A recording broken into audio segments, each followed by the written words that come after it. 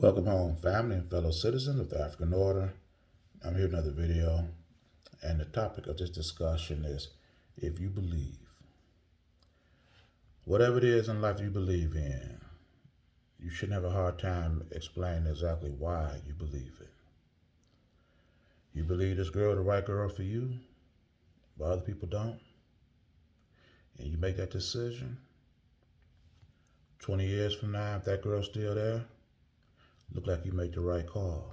Now you got something that you can tangibly prove that the decision you made was the right one.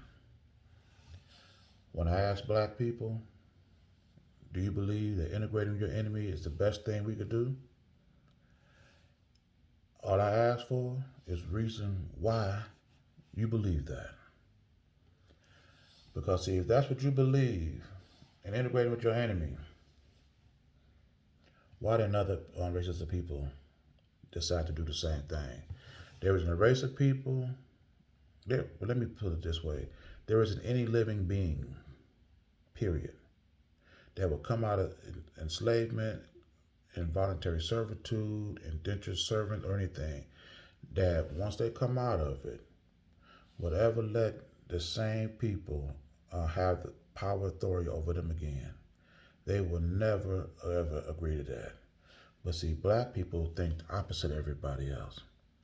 And here, slavery ended in this country allegedly 150 years ago. That's plenty enough time for you to determine whether the decision you made bore any fruit.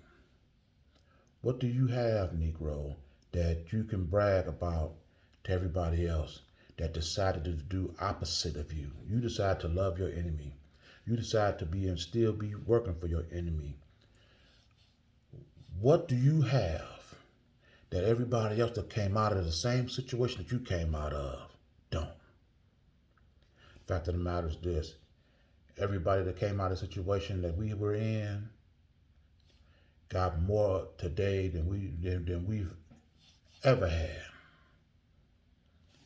They come out of their enslavement, their servitude, with their language, their culture, their heritage. They come out of it with businesses and industries, governing body. Do we have any of these things? We don't even have what we had before we got into enslavement. We let Whitey take everything from us. And when we come out of our enslavement, we ask for none of it in return. But yet we still want to integrate with them. Why do you put so much trust in these people? Why do you believe so much in them? They don't believe in you. If they loved you so much, like you said, or returned the love and affection to you, like you claim, why haven't they suggested that you establish your own businesses and industries? Establish your own governing body? Why don't they say, well, you've been working for us for so long. It's time for y'all to go out on your own and set your own standards. Have they ever suggested that?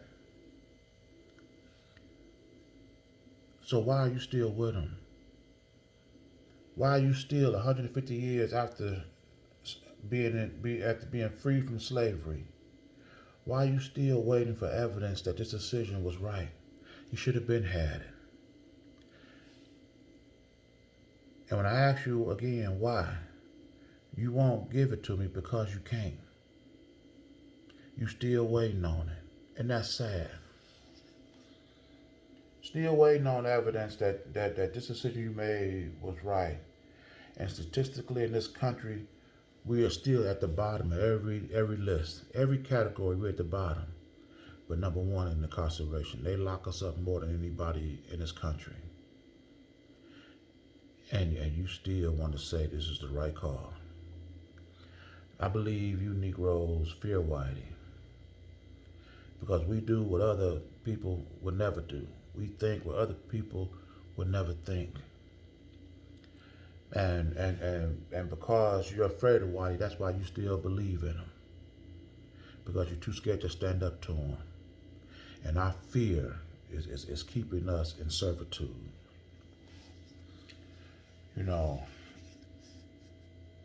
When I see the lengths that black people go to to try to justify their decision.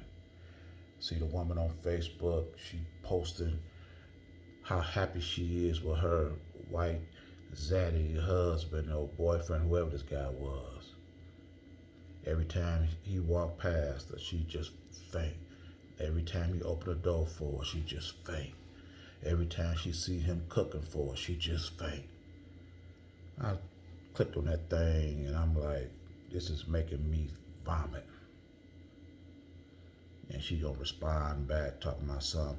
Well, your comment in your face make me want to vomit. Look, I can look at your video and it actually do make me want to vomit. There's no way on earth you looking at my face and it inspired the same reaction. You can't even be honest in your assessment. I was being honest. That is disgusting. And then some other white guy talking about how harsh the language that people were using in response to this video. Well, you should accept that. Well, expect it. Don't nobody want to see that. And the only reason why you do it is to incite and to agitate. If you love her like you say you do, y'all got this perfect love, you ain't got to put it on social media. Just keep it to yourself. But you won't do that. You're trying to just pour salt into the wound. Then the guy talking about all you got to do is just follow the teachings of Jesus Christ. I'm like, are you serious? You people are taking your slaves to church. What lessons were you learning then? You people was raping, beating, killing your slaves all through Christmas, Thanksgiving, whatever holiday, going to church. Christianity didn't stop you from enslaving our people almost 300 years. So now you want us to take the lessons of Jesus Christ that you just ignored. How does that make sense? Then you're talking about I sound like a fool. You see, like I said before, and I love it, they always attack the character, but they never touch the content. When you got facts, you argue facts. When you ain't got facts, you attack the character. How you gonna sit up and call me a fool when white people were taking their slaves to church, teaching them how to forgive their oppressor? That's the only lesson you taught them, manipulating the Bible, twisting the words of the Bible. Now you want to use the Bible as an example to accept whites being integrated with blacks. And I'm the fool? You being upset over harsh words. It takes more than harsh words to oppress a people. You have to have a systemic capability to oppress a people, to eliminate or reduce essential needs and services. Harsh words won't do that. And when I look at it, I can't believe we allowed these people to dominate us then. And I can't believe we still let these people dominate us today. But if you want to bring Christianity into this conversation, bruh, if black people believe in church like they say they do, then they must believe in God. And if you believe in God, you must believe in God's purpose. And God never intended for black people to be slaves.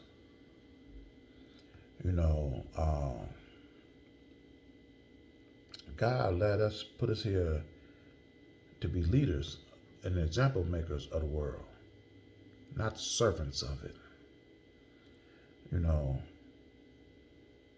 And do you actually believe that a white-led economic, political, and judicial service is the best path to fulfill God's purpose for us?